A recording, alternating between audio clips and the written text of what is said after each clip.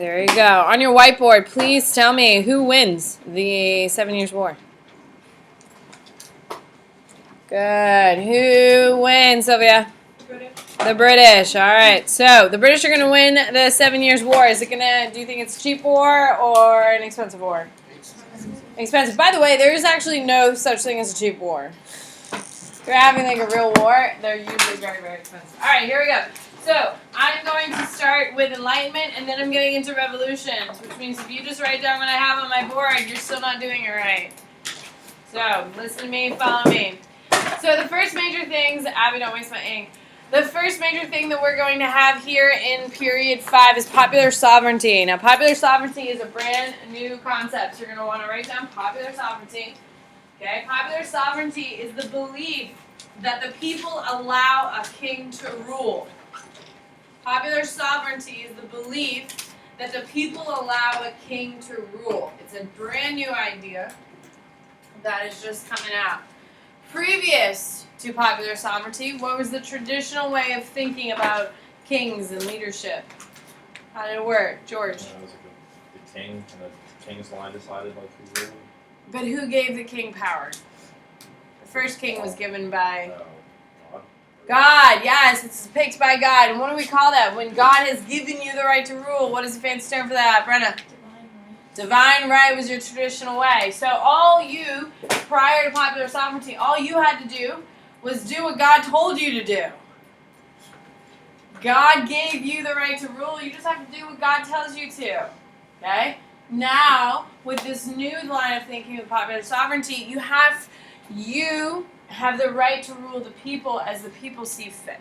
As in, it's a relationship. Now you're just not talking to God. Now the people have a say. It's a big change. Okay? Now, prior to the revolutions, you have a time period called the Enlightenment. This is when you have major thinkers like John Locke, Rousseau, Voltaire, Hobbes. All those people come about and are going to change the way time, the way government are going to change. So, what you need to know, where does the Enlightenment start? Don't tell me Europe. Italy? France. You should probably write that down. It starts in France. It starts in France, and it's going to start in... women are actually the biggest reasons why the Enlightenment is going to catch on. Women would plan dinner parties, and for the entertainment, they would invite Enlightenment thinkers to come and speak to the large groups. Obviously, this is happening in your wealthier circles, and this is how Enlightenment ideas are going to spread. Big thinkers like John Locke, Voltaire would be at like a dinner guest, and they would come and they would speak. So, eventually, once the Enlightenment ideas start catching on, we started having salons. Salons originally were to spread political ideas, and men would go around and sit and talk about Enlightenment ideas and stuff like that. Your first major Enlightenment thinker is John Locke. You need to know his name. John Locke is going to have one of the largest influences on our government. He believes in individual rights. That is his big thing.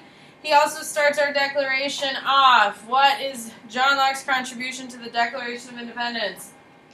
Abby? Life, liberty, and property is his big thing, but in the Declaration it says what? Pursuit of happiness. Now keep in mind that Jefferson and Franklin are going to write it, but Madison's actually going to sit there and handwrite the Declaration. Okay? Jefferson wanted to keep everything as pure. Franklin was like, nah, let's make it pursuit of happiness. Anyway, so John Locke is a big one. He's individual rights. He believes that rulers derive power from the consent of the ruled, which means kings only have power because the people allow him to have power. Okay? And that's a huge foundation of our government. For instance, here on January 20th, Donald Trump is going to be sworn in as president. Whether you voted for him or not, he is your president, and we allow that to happen.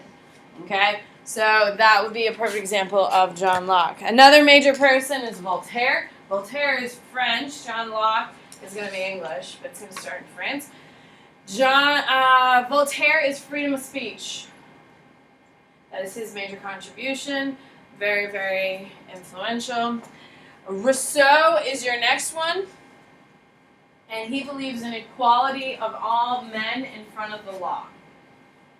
Okay, that everyone is treated equally. Now, What is our first law code in the history of the world? We studied it week 2. We even read it. Will. Hammurabi's Code. Hammurabi's Code. How was it broken down? Like, if you break it, you just die. Not quite. Abby, how was it broken down? It was standardized, so everybody got the same punishment for what they did. Standardized to a degree, but how was it broken down? George. Like if you do something like the same thing every year, you might throw an eye. If what, Riley? It was based on class. It was based on class. So if you were in the wealthy class, it was standardized. Everyone would get the same punishment in the wealthy class. If you are a normal person like me, you would have this punishment. If you were a slave, this would be your punishment. So standardization of punishment via class. Okay? Rousseau believes that everyone should be, everyone is equal in front of the law. That no one has an advantage. That if it's important enough to be law, then it should be law for everyone. Okay? So those are your big ones that you need to know about the Enlightenment. The Enlightenment is going to happen before the revolutions begin. Once the Enlightenment is started, within 100 years, we're going to have the revolutions. Okay? Most countries are going to ban the books, the Enlightenment thinkers' books. They're going to completely ban them. You're not allowed to read them in the countries. Obviously, people smuggle them in. And here we are in the United States where it's going to start. Okay, so revolution in America. America is the first place to revolt. Okay, so this is where we're going to start picking up over here. So the 7 Years' War is going to be a major event that's going to be happening. It's going to end around the 1750s. Here in the United States, we call it the French and Indian War. Why is it called the French and Indian War? Dom. Because the Indians joined the side of the French. Why did the Indians join with the French? Because the French were like really the only ones. They were just trading with the Indians and like getting their furs and stuff like that for like guns. Whereas the English were just taking their land. Okay, and did the French see them more as a, Equal. yeah, saw them definitely more as an equal. So, we're going to have the 7 Years' War. It's Dutch versus English. Why are the French going to join the side of the Dutch? Why are the English joining the Dutch? No, why are the French joining the Dutch against the English? Why? Down. Because the French don't like the English and they didn't Dutch. Why? Because the DSE. Okay, well, yeah, I mean, obviously the Dutch don't like him since they have a clear war, but why is the French, who are not really world traders, don't really care about the Indian Ocean that much, why are they like, Team Dutch, I'm with you, let's do this? Abby, why? Because the English are like really like they think they're high above people. Because of the 100 year. Why, Ramsey? 100 year. 100-Year War. You have to understand that the French and the English absolutely despise and absolutely hate each other. They absolutely hate each other for so long. So much so, they will do whatever it takes to kill each other. An opportunity to kill Englishmen? Yes. Sign me up. And that's why the French joined the Dutch. Okay? Now, during the American Revolution, who comes to America's aid and provides a navy? The French. Why do the French come to America to help us? Because they want to kill some Brits. The American Revolution is going to lead to the beheading of Louis XVI.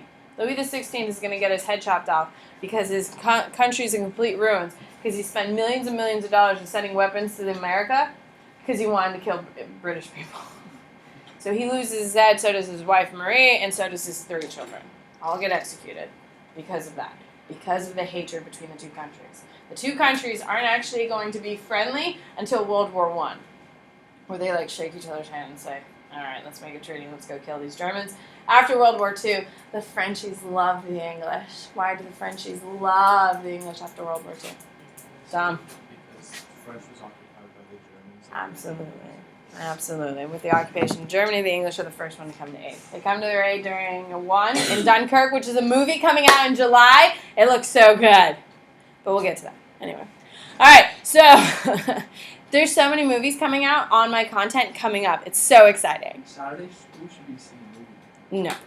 All right, so 7 Years' War. The Brits are going to win and they're going to gain territory. The Appalachian Mountains is where the British controlled to pre-French and Indian War. Post-French and Indian War, we have all the way to the Mississippi River. Now, if the French are not building infrastructure because all they're doing is hunting, is there really anything in between the Appalachian and the Mississippi? No, all they do is have like hunting cabins. There's no infrastructure. They have 2 forts. One where? Where do they have a fort? French fort along the Mississippi. French port along the New Orleans, people. New Orleans. It is. New Orleans was a fort. And a port. And now it's a city. Did you know that? I know, guys. French. They had a port there, and they have a port up north. Quebec? Yes, but That was their major port city up there. Just a fort, not like a port also. Like you guys said, port and port. You can't park wouldn't- a ship inside of a wooden structure. No, you park it outside of it in the harbor. Yes, like I thought. Yes. Okay. So, what's going to happen? The French and Indian War is going to gain, essentially, the British absolutely nothing. So, immediately, did the British gain anything from their war in America? No, there's nothing. They gain territory, but there's nothing in the territory that can immediately itself. So, they're kind of screwed. So, what did they do? They spent a lot of money on a war, so what are they going to do? They have to raise taxes. Now, here's something really important. You have to understand that I love America. I have some issues with America right now. But I love America. It's important that you hear the honest truth. America is a bunch of whiny kids during the American Revolution. Okay, during this time period, American colony was paying less taxes than any of the other 56 British colonies going on at the time. We paid almost 1/3 less in taxes than any other colony in the world. The British are also spending more money to defend the American colonies than they are spending it on any other colony. So does that make sense if you're British? So then the fact that the Americans come out and say, oh my God, you're increasing our taxes to a normal tax level that every other colonist is paying around the world. Do you think the British were sympathetic or were they angry? They were angry, absolutely. What the hell are you people whining about? Now you're paying the same as everyone else. What is another big complaint about them raising the taxes? They didn't want to pay. What's the other thing? Caitlin. No taxation without representation. What document gave British people the right or the belief that they have the right to taxation with representation? Charlotte. 1215. Magna Carta is what gives British citizens the right. Okay? So, all of your colonists believe they are British citizens until 1776. At that point, they're like, you know what, screw you, Britain, I'm done. So in the 1750s, 1760s, when the British are increasing taxes, they're like, oh my God, you're screwing us over, we're British citizens. No one in any British colony, including in this largest peak out of 310 colonies around the world, have ever gone into Parliament to cast a ballot. Think about it from the British perspective. If you're going to have a representative from a colony, remember, Massachusetts thought of itself as its own colony. Georgia was its own colony. North Carolina, Virginia, all of these colonies thought of themselves as their own separate thing. So you would have to have 13 representatives from each of the colonies, which means you have to organize 13 elections in just the 13 colonies. Then you have to pay for them to travel to England, to live in England, in order to vote in Parliament, and then travel them for... Does that make any sense? And that's just for 13. Imagine if you were doing it for 56 during this time period. Imagine doing it for 310. So how the British caveated that is that if you live in a colony, you're a colonist. If you live in England, you're a citizen. That's how they got it. So it makes a lot of sense why the British wouldn't allow us to vote, correct? Or have a say in the government. And that was one of the big things. So they're going to increase taxes by doing the Sugar Act, the Stamp Act. The Stamp Act is on all of your government papers. Quartering Act, like a birth certificate, you had to pay a tax to get that certified. Just kind of similar to kind of what we have today. Quartering Act, what is quartering? What is quartering, T? Like, they can make soldiers, or they can, like, give your house out for soldiers to stay in. There you go, okay? Why would they do it? Why, Ramsey? It's also not just they don't have to pay, if we're going to be completely fair. These are British colonies, but they're colonies, which means they've only been settled for about 50, 60 years, and as the populations have increased. Okay? So, in order to bring over soldiers, you have to build barracks. At the time of 1776, there's about 20,000 soldiers here in the United States. During the French and Indian War, they estimated about 35,000 British soldiers. Where are they going to live? You have to build barracks, and barracks take money and take time to build. Do the British have that much time to build if they're moving this many soldiers to come fight? No. Quartering has been around since the dawn of time. That you adopt one soldier and then you get paid. They give you a weekly stipend for food costs and all this other things. It was seen as like a normal thing, and it was happening in all the other colonies. Now, I will say I would not want a stranger in my house. Totally down for that, so I'm pretty grateful we got rid of it with our... That's I'm why pretty they- glad. I'm not angry about it, but that's why. It's been a historically known thing. And the British actually kept doing this policy until the late 1800s in all of its colonies. They were doing it until the 1800s. So, the Tea Act. Why are they taxing tea? Why, Dom? Because British people drink a lot of tea. They and do. then they came over from England. And so when they come over from England, they still want the same tea, so they have to import a lot of tea. And where's it coming from? Well, No, it's not. India. India. It's like the private, they like. The EOC is running it, but it's coming from India. So if you're moving things from India to America, is it going to be cost effective or not? Tom, so you better pick up that head, man. Is it going to be cheap or expensive? Expensive. And the fact that every single person in the colonies is going to drink tea, is it going to have a high demand or low demand? High demand. So you have a really expensive item that has a really high demand. Do you think if you put a percentage tax on it, you can make a lot of money real quick? That's why. That's the only reason why they taxed it, is because everyone was buying it and it already cost a lot of money, so a percentage tax would increase revenue in an incredibly fast way in order to pay off a lot of their debts. That's why they taxed it. All right. So when we talk about it, you have to understand all these taxes are going to start coming about. Now, these taxes are only going to equate the American colonies to the average tax percentage of every other colony. But the frustration is going to rise, and it's going to show its head in two different ways. The first way is the Boston Tea Party. Now, the Boston Tea Party is when when American colonists, you're welcome, my ancestors, are going to throw a bunch of tea into the port. It is actually incredibly hurtful to the American cause. First of all, the British start looking at us like we're wild animals, and they're going to be incredibly harsh and try to crash the spirit. For a while, it's going to hurt the cause. Eventually, once the revolution is going to start about 9 years later, officially kick off, you're going to see that it's going to be the battle cry. The American battle cry of, don't forget the Boston Tea Party and stuff like that. The next major thing is going to be the Boston Massacre. Boston Massacre, Boston mob, drunk Boston mob in the middle of the night on a cold night, go out and harass a bunch of soldiers, huge mob throwing bottles, rocks, all these different types of things. A 17-year-old kid with a gun gets nervous, shoots out into the crowd, kills 4 people. Okay, people are losing their mind. The British are trying to kill us. The British are trying to kill us. And a guy rises to fame, John Adams. This is when he first reaches national acclaim. It's his first big deal. He defends the British troops, and he gets them acquitted because of the riot, the mob, and all that stuff. Gets them acquitted. It's a good thing for the American cause. To other countries, including Britain, they kind of like, okay, fine, they're fair. To the French especially, it's eye-catching. They see that this is not just complete madness over here, and it's a good thing. It'll help our long-term cause.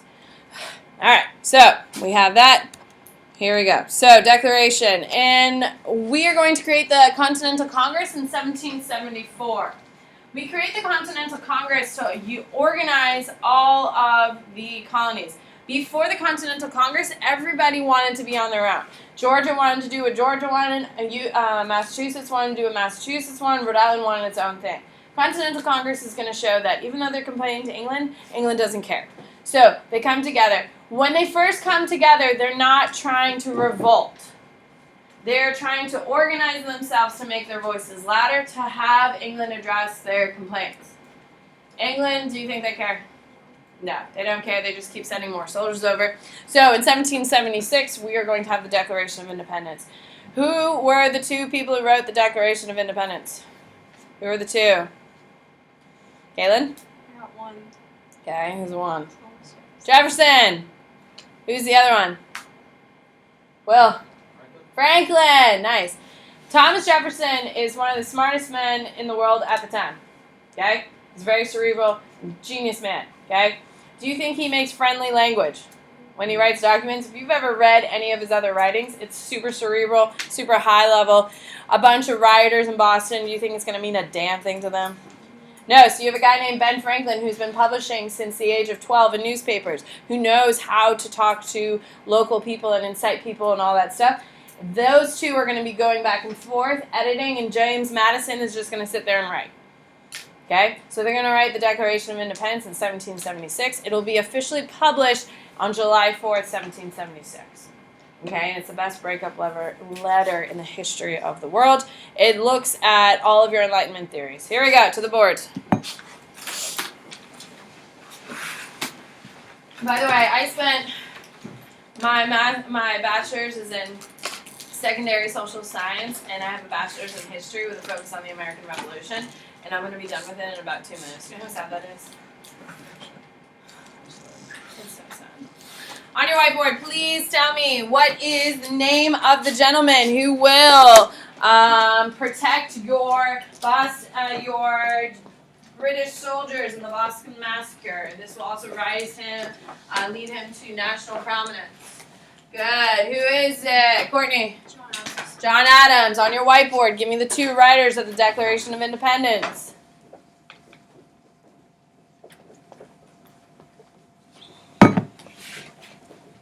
Good. Who are they? Who are they? T. Franklin Jefferson. On your whiteboard, please tell me what year was the Declaration of Independence written? If you don't know that, I just don't know what to do with you. Good. What is it? What is it? Brenna? 1776. On your whiteboard, what is the first unification thing the United States, United colonists do in 1774? What do they start in 1774? Good. Grace? Continental Congress. Continental Congress. All right, here we go. So we're going to start the Continental Congress, and they're going to formally oppose the British. It's not going to go so well, so they're going to write the Declaration of Independence. It is important that you understand the fact that the American colonists are going to fight the most powerful country in the world with no organized military, no navy, nothing, is absolutely absurd. You also need to understand that the real root, your big leaders of the revolution, aren't necessarily huge Enlightenment people. They're also trying to stop paying that much in taxes. Okay, Hamilton has risen in popularity. Everyone now knows Hamilton is now a founding father. Isn't that adorable? He really just didn't want to pay as many taxes as he is. That's why he's a part of it. I have no idea if that's what they cover in the play. I haven't seen it. I want to, but I haven't seen it. All those things. Washington was tired of paying that many taxes. All the noble things we think, yes, they're great people, incredible thinkers. They wanted to avoid taxes. You have to understand, when the revolution was officially declared, not very popular. Yes, we got people who are pissed off because they don't want to get paid taxes, but essentially not very popular. Most of the colonies are going to be loyalists or Tories supporting the crown. Some of them are going to be patriots, of course, and those are going to be the ones to fight. We have a lot of neutrals. There's a lot of Quakers back then, and we have a lot. Okay, you need to understand the advantages. The United States or the colonists should not have won. They are the most powerful nation in the world, England, fighting against a bunch of farmers with pitchforks. Doesn't really make sense. Okay? However, we didn't play by the rules, which is why we won. Now, the advantages we did have was we were where the war was being fought. So did we have to move our people anywhere? No, they had to move their people 5,000 miles to get from England to the United States. So that helps us. We had popular support as the war was actually starting. There was a more rise of the patriots. We also have some British rivals. Who is the biggest of the British rivals that are going to support us? The French. The French immediately at the start of the war is going to send us over hundreds of thousands of weapons. That's how we get our weapons. Because the moment we declare war, they lock all the armories and say, well, now you don't get weapons. So the French are going to deliver us a bunch. Then they're going to come back later with their navy. George Washington. It's important that you understand George Washington is a hell of a leader. He is not what you would call a classic military mind. He's not your classic military genius because he didn't really win on the battlefield. He won in his off-the-field antics and all that stuff. He was a huge person who believed in spy. He loved spy rings, how he got his intelligence. He also created the concept of guerrilla warfare. We didn't win because we beat the British square We beat the British because we would stand along the roads and shoot them as they went from battlefield to battlefield. So when you see like people attacking others and not on the battlefield, how we get frustrated with other countries who aren't fighting us fairly, we started that. We really did start the concept of guerrilla warfare, because would we have won against the British military? No, absolutely not. These people have been training in war for 15 years by the time they get to America, and our people literally just was farming corn last year. You know, like, there's no real comparison. All right, I'll see you tomorrow. Make sure you get your